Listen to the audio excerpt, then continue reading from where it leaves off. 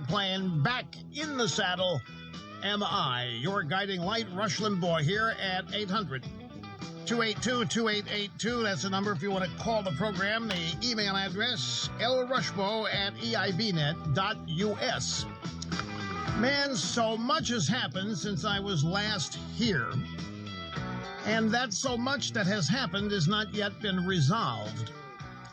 And so we will spend some time discussing this. I also have the audio soundbite roster.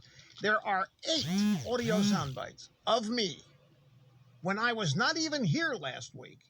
8 audios from Obama to Tom Brokaw to all these blaming me for everything that's happened here. Well, I don't know how it's possible. I'll tell you how it's possible. We are dealing, folks, we are in a very serious set of circumstances. We've got the governor of state of Washington, Jay Inslee, has just canceled Thanksgiving. Just canceled Thanksgiving. It is the uniquest of all American holidays. Just cancel it on the basis of COVID. These people on the left and their devotion to authoritarianism is scaring me. It is frightening to me what these people are doing. And now all of this back and forth on the vaccine.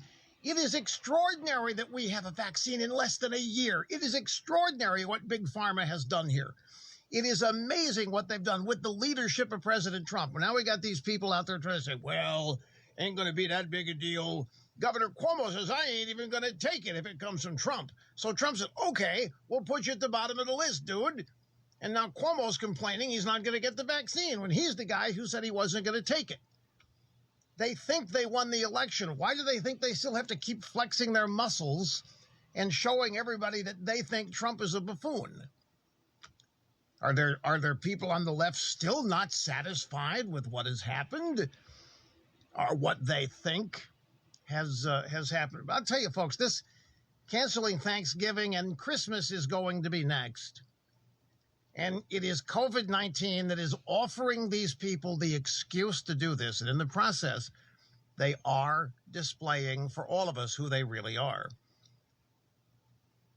Now, we'll get to all of that in detail. And because there, of course, are other things, there's one big thing that we have to deal with.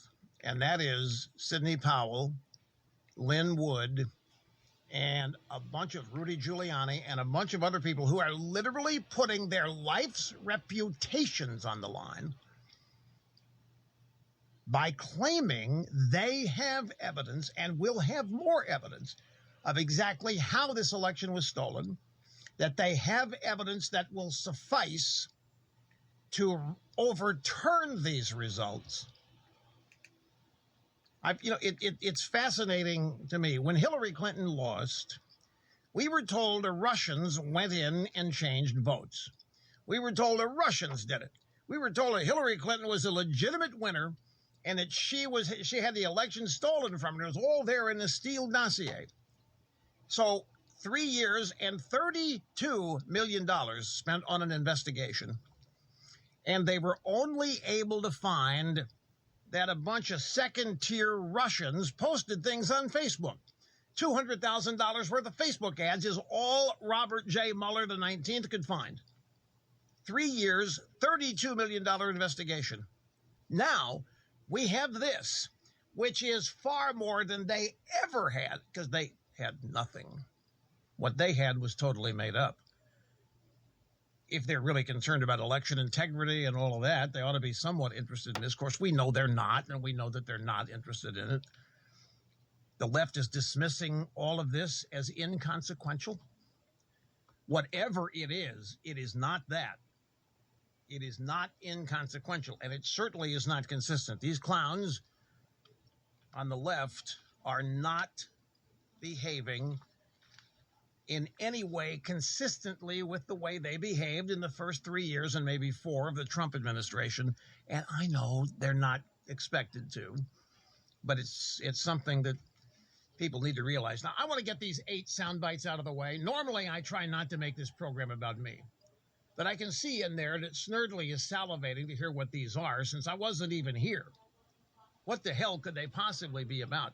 I'll give you an example. We'll start with soundbite number one. Obama was in the United Kingdom. I guess he did a version of 60 Minutes they have over there. Did some kind of a show on the BBC. And they released a preview clip of an interview with Barack Hussein Obama. Here in the United States, you start with older media forms like Fox News and talk radio hosts like Rush Limbaugh, whose business model is premised on fanning a certain kind of anger, resentment, a certain story about people who are not like us are taking advantage of us, and we have to fight back. That has been turbocharged by social media. Yeah, which I only recently started using, and it's not... Anyway, this is absurd, folks. In the first place, here in the U.S., you start with the older media forms. Fox News was invented in 1996 or 1997. I invented this network in 1988. Meanwhile, ABC, CBS, NBC, the Washington Post and New York Times have been around since the 1930s, since the 1800s. Older media forms? But the real killer here is the business model premised on fanning certain kinds of anger and resentment. This is his bitter clingers. This is all this guy's got on his mind. Whenever you oppose him or his ideological beliefs, then there's something wrong with you. You are a racist and a bigot. You are overflowing with anger. You resent people. You don't like people who aren't like you. That's what it is. You don't like people who aren't like you. You don't like people. Let me tell you something, folks. I didn't know that I was going to do this. I didn't put it in the right order. I have a story on the Republicans that won seats in the House. They are women and minorities at the wazoo, and I don't know what stack I put this in. I think back last week, some woman wanted to know, how do you keep everything so organized? The big trick is I don't, as is evidenced by trying to find something very quickly here. And there's nobody can help me because nobody saw me do this, and nobody knows. 16. Now, Mr. Obama, I want you to listen to this. 16 new pro-life women elected to the U.S. House of Representatives. This is not the one I was looking for, but there are 16 different young, conservative, anti-abortion women who were elected to the House of Representatives. And you look at all of the Republican wins in the House, you simply cannot. It doesn't jibe with Trump losing the election. The Democrats won down the ballot incredibly. They lost down the ballot like they did in Obama's first year and in the 2012 midterms. I mean, that still is not the story I was looking for, but that's an example of it. I will find this. I don't want to waste time going through stacks during the actual program, but I'll find it. But it's a story about how many blacks, how many Hispanics that the Republican Party elect. This idea that the Republican Party or conservatives don't like people who aren't like us, it's a slander. It is a libel. It is a lie. It is made up, and it is old. You want to talk about old media forms? Why don't you, President Obama, update your old criticisms about us and at least get them right? I mean, there are certain things you can criticize about us if you want, but this, the fact that we don't like minorities, the fact that we don't like people like us, I mean, that's just, it's absurd. It doesn't make sense on the surface of things. Well, if they're taking advantage of us, man, they're taking our jobs, they're taking our women, they're taking our Jack Daniels. We got to get out there, Maud. We got to get out there. We got to save what they're taking us. What he thinks of us? Yeah, Maud. The next thing to be coming for us is our damn guns, Maud. You better be. Yep. And they're serious about doing that. So that's one. Here is another Obama soundbite. If you're listening to some of the talk radio that Trump voters are listening to, if you're watching Fox News, if you're getting these tweets, those allegations are presented as facts. So you've got millions of people out there who think, oh, yeah, there must be cheating because the president said so. No, we don't. There's cheating because there's cheating. There's cheating because there's evidence. There's cheating because it's been found. there's cheating because common sense reveals it. But what's fascinating, folks, their criticisms of us are not even honest, to go along with everything else about them that is not honest. At least some of the talk radio Trump voters listen to, which means me. If you're watching Fox News, you're getting these tweets, these allegations are presented as facts. You get millions of people out there who think, oh, yeah, there must be cheating. Yeah. Wonder why people think there's cheating going on when it has been discovered, when it has been admitted to by Democrat operatives in select places. Here's Tom Brokaw. This was Tuesday on MSNBC on the Morning Joe show. President Trump has lost this election, but he won't acknowledge that. And at the same time, people like Rush Limbaugh will be on the radio all day, every day, attacking the new president and what he hopes to do. So how do we get out of all of this? Maybe President Obama and President Bush could form a committee of the best of America. What? In all the parts. What? The sciences, the religion, education, the can-do crowd that has created the greatest nation on earth. Yeah? And find a way to pull us together, not to separate us. Where you been the last 4 years? Where have you been the last 4 years, Tom, when you and your buddies in the drive-by media have single-handedly been trying to overturn the election results, which were legit, in 2016? Where were you when all that was said about Trump was criticism? There hasn't been a single positive thing written or reported about Trump in 4 years, Tom. Now these people act like, why? It's not permitted to attack our president. You can't go out and attack Biden. That's all. Rush Limbaugh going to be on the radio all day. Isn't that kind of like what Bill Clinton said? Bill Clinton's on Air Force One flying into St. Louis, 1994, something like, I got to tell you, when I finish this interview with you, this guy, Rush Limbaugh, going to come on. You're going to give him 3 hours. 3 hours. And ain't no truth detector. So you're going to be able to say whatever the hell he wants. These people cannot handle any criticism, cannot handle any opposition.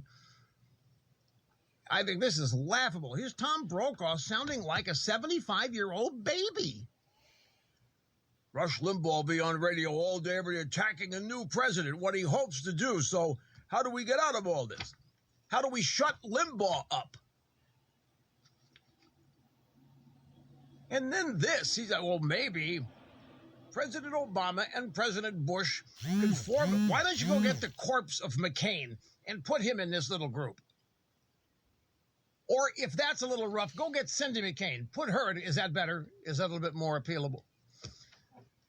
Whatever works for you people. Go out and get Cindy McCain, come in there, put together this massive committee of the best of America in all the parts, the sciences, the corrupt sciences, the religion. Religion, you people? You don't want anywhere near religion? Education, also corrupted. The can-do crowd that has created the greatest nation on earth. You people never talk about that when Donald Trump's out there trying to rebuild it. Greatest nation on earth, Joe Biden, greatest nation on earth, Democrat Party busy running it down, canceling Thanksgiving, among other things. Okay, so that's Brokaw. Sam Donaldson, also from Jurassic Park of the drive-by media, Sunday morning CNN. Question: today's environment is so different, so much more poison in the years you were covering the Reagan White House, Sam. Former presidents didn't have to deal with this parallel universe problem that Obama and Trump and now Biden are going to have to deal with. I believe in the First Amendment. I say unfortunately because I do believe in it, and I think everyone on this program believes in it. But how do you stop these organizations that can make money and also propagate the falsehoods to viewers and listeners who want it? Can you say to the great Rush Limbaugh, you started this, please recant? No. He says no masks. Still to this day, no masks. What? If there's blood on the president's hands, what about the blood on the hands of the enablers in the media who also know better? Yet there is the First Amendment. So this is about masks with old Sam. Sam's upset about masks. He's wrong. I've never told anybody to wear a mask or not wear a mask because you know what? I don't care what you do. It's your life. You want to wear a mask? Have at it. If a mask makes you feel safer, you wear it. If you don't think you need a mask, if you don't think you should, it's not up to me. I'm not some authoritarian dictator telling you what you have to do. In my mind, you're smart enough to figure it out yourself. And I have never told anybody not to wear a mask. So more slander and libel here. He said, political, did you say political conflict? I started the criticism of, well, let's see what, can you say to great Rush Limbaugh, you started this, please recant. He says, no. He says, no, man. I guess, what does he think I started? I think what he means is that I'm the guy who started all this unfair, mean-spirited criticism of Democrats. I think that's what he ultimately means. Anyway, I got to take a break here, folks, but we'll be back. In every corner of this world, Rush. Your name is a household name. Limbaugh on the EIB network. News Radio, Wham!